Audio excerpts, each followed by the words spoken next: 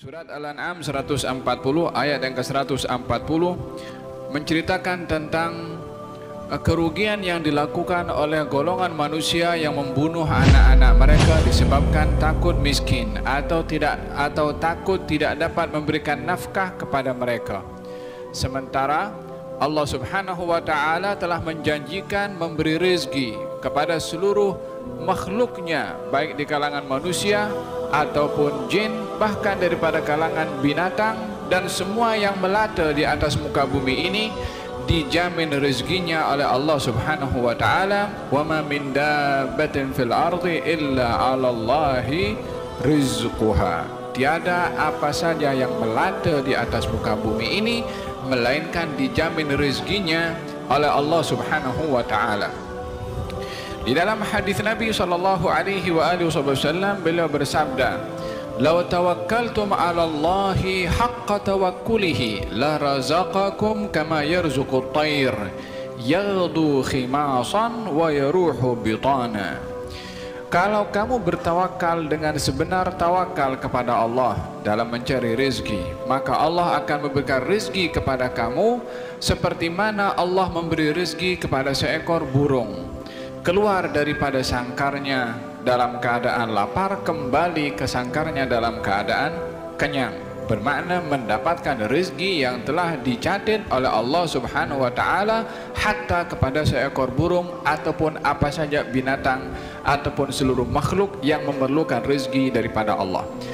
Tentunya ianya adalah diambil daripada nama Allah Subhanahu wa taala Ar-Razzaq, yang maha memberi rezeki. Hanya bagi manusia dijadikan oleh Allah Subhanahu wa taala keimanan kepada rezeki adalah satu ketetapan yang ditetapkan oleh Allah untuk diimani oleh setiap orang beriman akan rezekinya, dan tidak akan bertambah dan tidak akan berkurang kecuali bila mana Allah Subhanahu wa taala berkehendak kepada hamba untuk ditambahkan rezekinya dengan syarat hamba itu melakukan sesuatu perbuatan, Allah akan tambahkan rezeki. Kurang rezeki tidak, tapi tambah rezeki ada.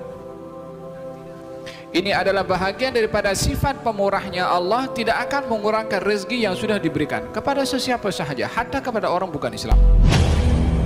Tetapi tambahan rezeki akan didapat oleh seseorang dengan syarat-syarat tertentu. Baginda Rasulullah sallallahu alaihi wasallam bersabda, man arada an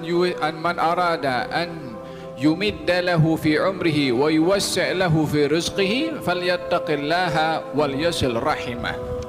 Barang siapa yang ingin dipanjangkan umurnya, ingin diluaskan rezekinya, maka hendaklah dia bertakwa kepada Allah dan menyambung tali silaturahim.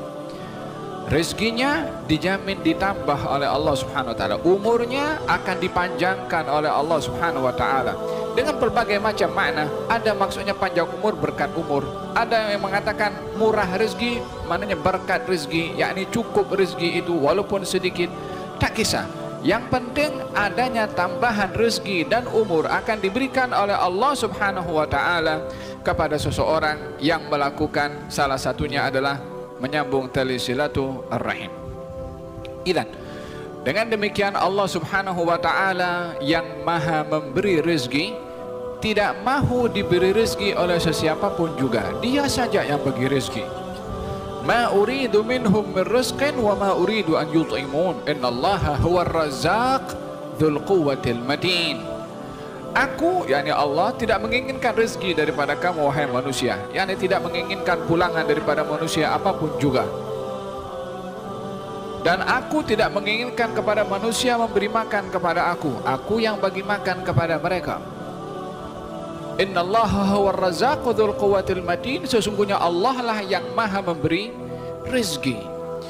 Dan berbicara tentang rezeki yang diambil daripada namanya Allah Subhanahu wa taala Ar-Razzaq, maka dengan demikian jaminan sudah diberikan oleh Allah kepada seluruh makhluk pasti akan mendapatkan rezeki, walaupun satu dengan yang lain kadar rezekinya berbeza. Maka sebahagian daripada mereka orang-orang musyrikin yang mempunyai bayangan kekhawatiran akan keselamatan dirinya atau keselamatan zuriyahnya. Yakni mereka mengatakan bahwasanya kita ini dah susah, kalau ada zuriat makin susah, baik tak punya zuriat, sehingga mereka membunuh anak-anak mereka disebabkan oleh kerana mereka miskin. Yang kedua pula, kita sekarang ini mampu untuk bagi makan kepada diri kita dan apa yang ada daripada keluarganya, tapi tak mau punya anak lagi. Kenapa?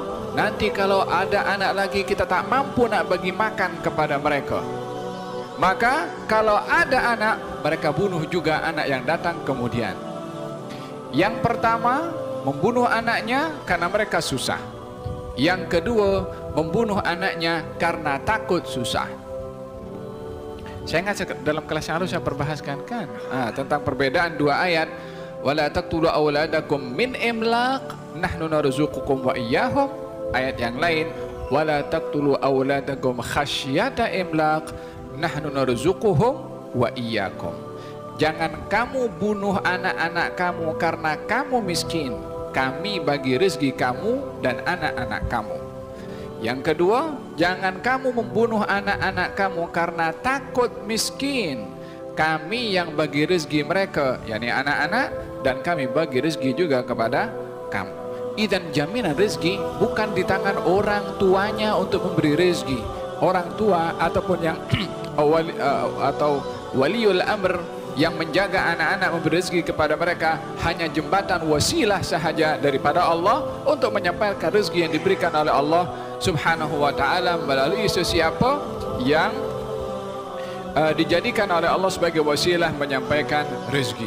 Tetapi daripada sebahagian daripada mereka yang tidak memahami nama Allah Ar-Razzaq, tidak beriman kepada Allah yang Maha memberi rezeki, maka mereka membunuh kepada anak-anak mereka.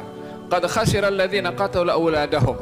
Telah merugi orang-orang yang membunuh kepada anak-anak mereka safahan, karena jahil, karena tidak tahu bighairi ilmin, dan mereka juga bertindak dengan dasar tidak memiliki ilmu. Dengan demikian Allah Subhanahu wa ta'ala menyentuh tentang bahaya jahil dan bahaya orang yang mengambil tindakan tanpa ilmu.